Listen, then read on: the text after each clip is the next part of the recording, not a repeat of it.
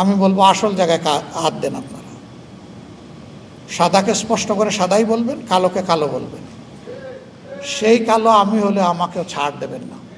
আমরা আপনাদেরকে কথা দিচ্ছি, ইনশাআল্লাহ আল্লাহ তাআলা যদি এই দেশের খেদমত করার সুযোগ আমাদেরকে দেন, তাহলে 1 মিনিটের জন্য আপনার কর্মস্থল ছেড়ে রাস্তায় আসতে হবে না দাবি আদায়ের জন্য। ইনসাফের ভিত্তিতে যার যেটা পাওনা সেটা তার হাতে তুলে দেওয়া হবে। আমাদের কমিটমেন্ট বেসিক 3টা।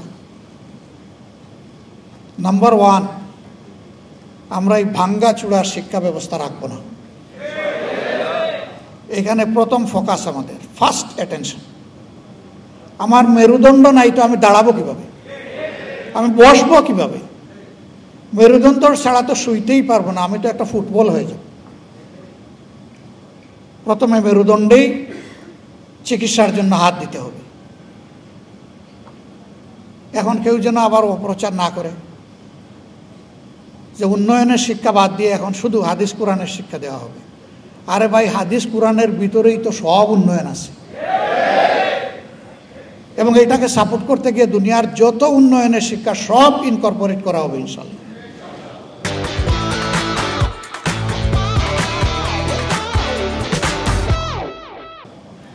আমরা শুধু যে শিক্ষা মানুষের মধ্যে অনৈতিকতা সৃষ্টি করে, মানুষকে করাপ্ট বানায়, মানুষকে একটা ইতর প্রাণী বানায়, আমরা ওই শিক্ষা দেব না। মানুষকে যে শিক্ষা মানুষ বানায়, যে শিক্ষা প্রত্যেকটা মানুষকে সম্মান করতে শেখায়, মর্যাদা দিতে শেখায়, আমরা ইনশাআল্লাহ সেই শিক্ষাটাই আমাদের ছেলে মেয়েদের হাতে তুলে দেব। এবং এই শিক্ষার সাথে সর্বোচ্চ বৈষয়িক উৎকর্ষের শিক্ষাটাও থাকবে। নৈতিক আর বৈষয়িক 2 শিক্ষার মহামিলন হবে ইনশাআল্লাহ, যার ফলে শিক্ষার পাঠ চুকিয়ে একটা ছেলে কিংবা মেয়ে বের হওয়ার পরে তার যোগ্যতা অনুযায়ী সে কাজ পেয়ে যাবে। হয় সে উদ্যোক্তা হবে, না হয় সে সার্ভিসের একটা জায়গা পেয়ে যাবে, সে বেকার থাকবে না। বেকারত্ব তো জাতির জন্য ক্ষতির কারণ। হ্যাঁ, বয়স যাদের হয়ে গেছে, এই দেশকে জাতিকে সেবা দিয়ে এখন আর শরীর যাদের কুলোয় না, তারা ইনশাল্লাহ বেকার নন, আমাদের সম্মানিত সম্পদ হিসাবে আমাদের বুকে থাকবেন ইনশাল্লাহ। কিন্তু কোনো যুবক যুবতী কাজের বাইরে থাকবে না, কাজ যেটাই হোক তার হাতে একটা থাকবে। হয় সে উদ্যোক্তা, না হয় সে চাকরিজীবী, একটা কিছু হবে ইনশাল্লাহ। 2 নম্বর হচ্ছে শুধু ডিগ্রির ভিত্তিতে এই কল্যাণ রাষ্ট্রে কারো মর্যাদা নির্ণয় হবে না, তার মর্যাদা নির্ণয় হবে তার কাজের ভিত্তিতে। পাশের দেশ ডক্টর আব্দুল কালাম, তাদের নিউক্লিয়ার সায়েন্টিস্ট, তিনি কি মাস্টার ডিগ্রি ছিলেন নাকি? গ্র্যাজুয়েট ছিলেন, ইন্টারমিডিয়েট ছিলেন, হাই স্কুল পাস করেছেন? কিছুই না। কিন্তু পরবর্তী পর্যায়ে অনেক কিছুই হয়েছে তার। সেই জাতি তো তাকে সম্মান দিয়েছে। কী জন্যে? তার কন্ট্রিবিউশনের জন্য, তার অবদানের জন্য, তার কাজের জন্য। সমাজে যারা এই সমাজকে মন উজাড় করে দিবেন তারা ইনশাল্লাহ সম্মানিত হবেন। বাকিরা তাদের থেকে শিক্ষা নিয়ে নিজের দুর্বলতা কাটিয়ে উঠবেন। এইভাবে সমাজের চাকা আলহামদুলিল্লাহ সমান্তরাল দ্রুত স্পিডে সামনের দিকে যাবে। আমাদের দ্বিতীয় অঙ্গীকার, আমরা দুর্নীতির জড় কেটে দেব ইনশাআল্লাহ।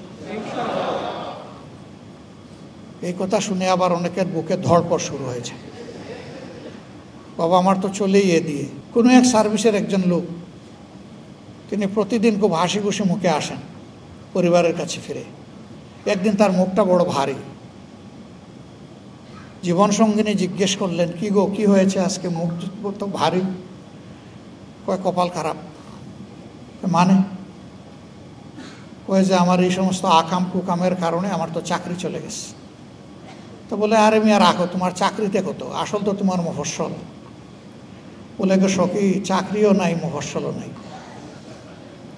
চাকরি চলে গেলে আর মফস্বল থাকে না। সম্মানিত ভাইয়েরা, এরকম যারা মফস্বল নির্ভরশীল। মফস্বল বলতে আমি কি বুঝাতে চেয়েছি নিশ্চয়ই আপনারা বুঝেন। তারা চিন্তায় পড়ার কোনো কারণ নেই তো, কেন চিন্তা করবেন? ওই যে বললাম না, অবৈধ সম্পদ কোথায় লুকাবে তাই নিয়ে বড় পেরেশান। সুস্থ মানুষটির হয় ডায়াবেটিস, হাজার জাতের মেটাবলিক ডিসঅর্ডার হয়, তার রাতের ঘুম হয় না, কোনো ঔষধে কাজ হয় না, ছটফট করে, অশান্তি। ওই যে অবৈধ সম্পদ কিভাবে এটা বুক করবে আর কিভাবে এটাকে প্রোটেক্ট করবে? না, সেদিন এটার আর কোনো ভয় থাকবে না। আপনি যা পাবেন তাই দিয়ে সম্মানজনকভাবে আপনি চলবেন। তবে এটাও তো ঠিক যে আপনি আপনার জায়গায় ঘুষ খান, কিন্তু এই সমাজে আরও 20টা 100টা জায়গায় আপনাকে যেতে হয়, ওই জায়গাগুলোতে আপনাকেও ঘুষ দিতে হয়। তো আপনি খাবেনও না, দিবেনও না, অ্যাকাউন্ট আপনার ঠিক থাকবে ইনশাল্লাহ। এর সাথে আপনি মর্যাদা পাবেন। হ্যাঁ, এটাও দেখতে হবে যে সার্ভিসের ডেপথ এবং ওয়েট যত, সেই সার্ভিসে তাকে বেতন কাঠামোটা সেইভাবে সমন্বয় করতে হবে।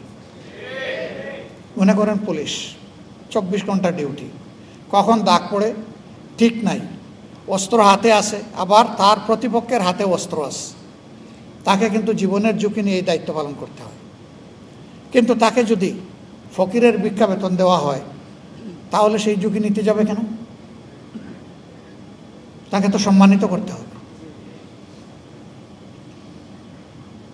এটা করা হয় না বলেই এই সমাজে আজকে কোনো শান্তি নাই। কারণ বেড়াই তো সব দান খেয়ে ফেলছে, প্রোটেক্ট করবে কে? আর এ রোগ এমন যে এটা ছোঁয়াছুঁয়ে রোগ, একজনের কাছ থেকে আরেকজনের মাঝে প্রপাগেট করে। এটা যদি উপড়ে ফেলা হয়, এখন বাংলাদেশের যে জিডিপি, আলহামদুলিল্লাহ জাম দিয়ে এটা মিনিমাম ডাবল হবে। এরপরে এর বেনিফিট সারা জাতি পাবে। নগাঁও থেকে একটা ট্রাক, 3 টনি ট্রাকে কারওয়ান বাজারে সবজি নিয়ে আসতে আর 2750 টাকা ঘুষ দিতে হবে না। গতকালকার পত্রিকায় আমার মতো আপনারাও দেখেছেন, বিভিন্ন জায়গায় কি পরিমাণ ঘুষ দিতে হয়, কাদেরকে দিতে হয় সেইটা ওখানে বর্ণনা করা হয়েছে। তবে সৎসাহসের অভাব ছিল। রাজনৈতিক এরা কারা, এদের পরিচয়টা বলা হয়নি, ওটা বলে দেওয়া দরকার ছিল।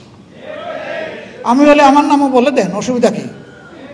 জাতি জানুক কে সে, তাহলে এই দুর্বৃত্তরা অন্তত ভয় পেত। কিন্তু ওই রকম ইনডিরেক্ট রিপোর্টে ভাই বড় কোনো কাজ হয় না। মিডিয়ার ব্যক্তিরা এখানে আছেন, আমি বলবো আসল জায়গায় হাত দেন আপনারা।